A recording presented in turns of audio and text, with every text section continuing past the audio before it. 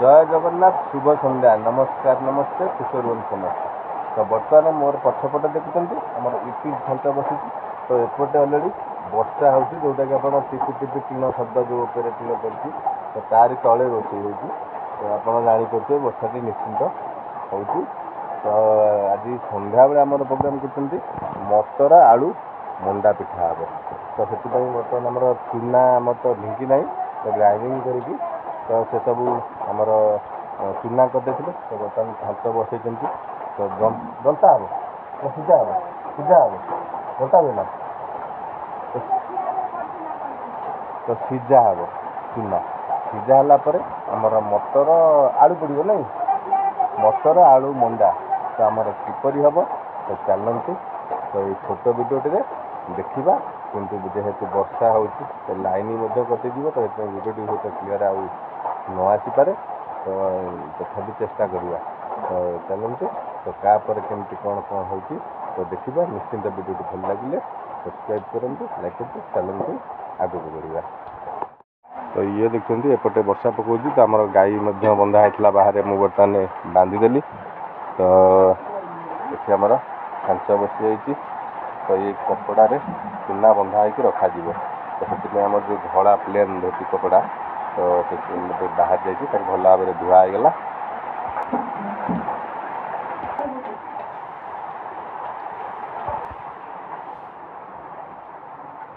तो ये आमर चूना तो ग्राइंडिंग होता अरुआ चाउल तो से सब बर्तमान गोटा कपड़ा बंधा हो पानी रे प्रथम आमर अरुआ चाउल भिजा होता तो भल भाव में धुआ होता ग्राइंडिंग होता ढिंकी कुटिले भी चलो कि जेहेतु आम ढिंकी ना तो से आम ग्राइंडिंग करूँ।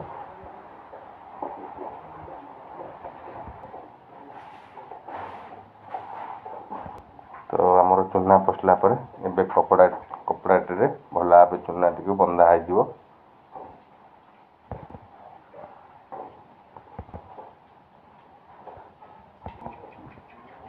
तो ये जीवा आमर जो इटिल झांच अच्छी तो इटिल झांच चूना टी रखीद।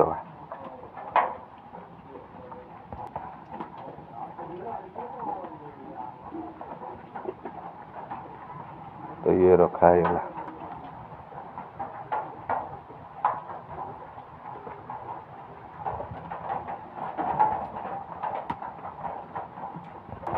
तो ये घोड़े दबा के समय सीझ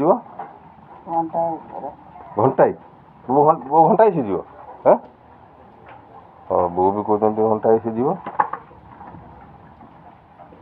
तो ये आमर मटर पानी भजा है आलू मटर तो से सब सीझा हो तो वर्षा टी बर्तमान छाड़ी जा तो जहाँ भल हो ना आमर जो रोषे हो तो चूना पड़ी तो चुली ही पानी पड़ जाता तो वर्षा छाड़ी जा ये देखते वर्षा केमती घटिक अच्छी पूरा अल्प किसी वर्षा है छाड़ी जा।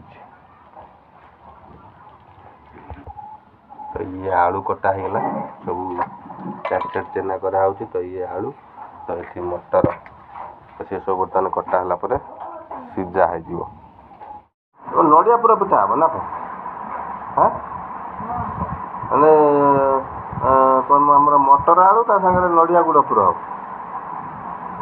हम मटर आलू सीझा है तो बर्तमान चोपा छड़ाऊँ आलूर सब तो ये किसी छड़े रखी मटर आलू सीझा हो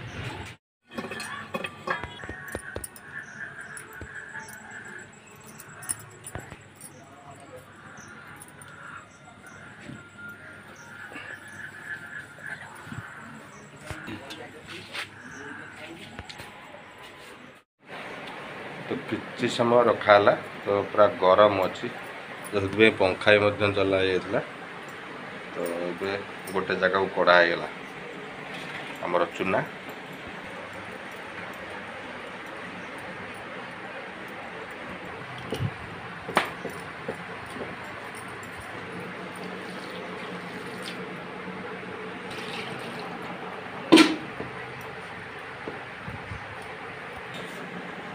तो ये आमर लुण पड़गला आमर चूना रे।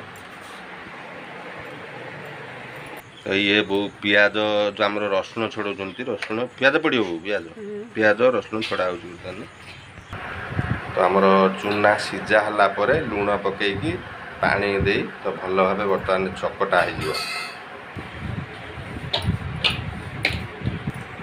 तो चकटा है अल्प अल्प कि कड़ा होगा गोटे अन्य जगह को। तो आमर जो पूर हम से आमर अदा पियाज रसुण शुखला लंका जीरा तो से सब बर्तमान ग्राइंडिंग कराई। आमर नड़िया आ गुड़ पड़ पूरा तैयारी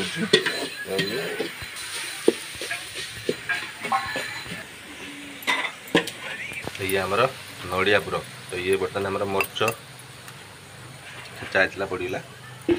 तो आमर जो मटर आलू पुर हम तो से आमर सर्वप्रथम सोरिष तेल पड़गला कड़े तापर आमर फुटण पड़गला। तो आमर ए पियाज पड़गला।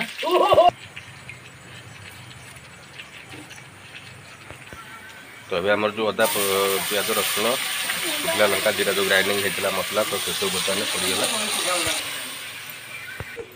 तो ये आमर टमाटर पड़गला। तापर आमर हल्दी गुंड पड़गला। ये आमर मीट मसला पड़गला। तो ये आमर सीझा होता आलू को पकईदबा। तापर आमर सीझा होता मटर को पकईदबा। ये भल भाव गोलैदबा जहाँकि मसला मटर आलू सहित भल भाव मिसीज। एबे लुण पकईदबा।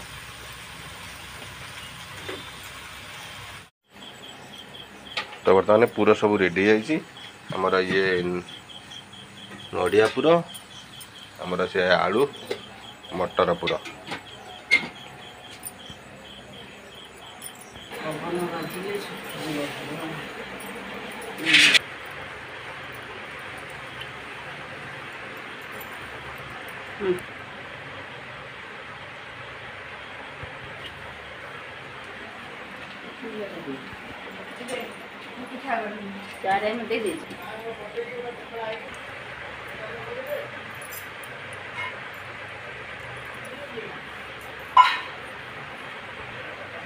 आना तो होगला टिके नरम पिठा होगा। तो गोटे बो कर मंडा हो मंडा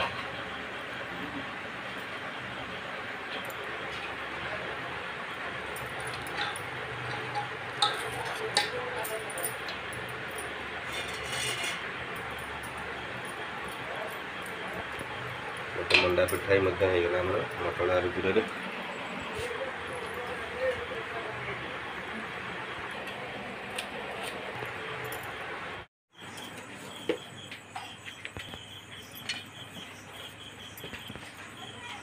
तो पिठा आमर गढ़ा है तो आमर जो इटिल छांच तो बर्तमान से रखाला जहाँकि पिठाटा सीझापी।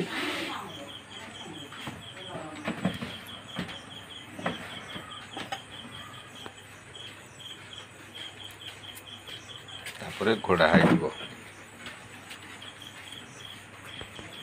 तो गोटे थाक दिहला आ गोटे थाक उपर रखागला।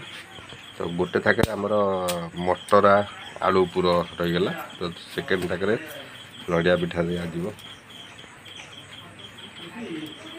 तो बर्तमान आमर नड़िया पिठा रखागला। तो ये सबू जो जिनस आमर पिठापଣା बेसिकली आमर ओडिशा रे ही आपण देखा पाइबे कारण ये सबू अन्य राज्य रे एमिति पिठा हवा। तो मुझे बाहर राज्य को जाइए कम करने किंतु ये भली सबू केबे देखिनी हुए किंतु अलग स्टाइल किंतु आम ओडिशार परंपरा संपूर्ण अलग रहिबा खाइबा तैयारी तो सब प्रकार अलग। तो बर्तमान पिठाटी को घोड़े दबा। तो किस समय अपेक्षा करवा सीझापी।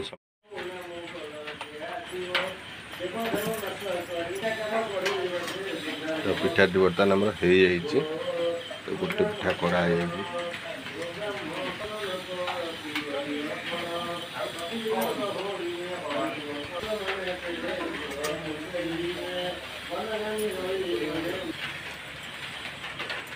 ପିଠା ଭଲ ହେଇଛୁ? କେଉଁ ପିଠା ଭଲ ହେଇଛି? ନଡ଼ିଆ ନା ଯେଉଁ ସବୁ ଭଲ ହେଇଛି? ଇଏ ନଡ଼ିଆ ପିଠା, ଇଏ ମଣ୍ଡା ପିଠା।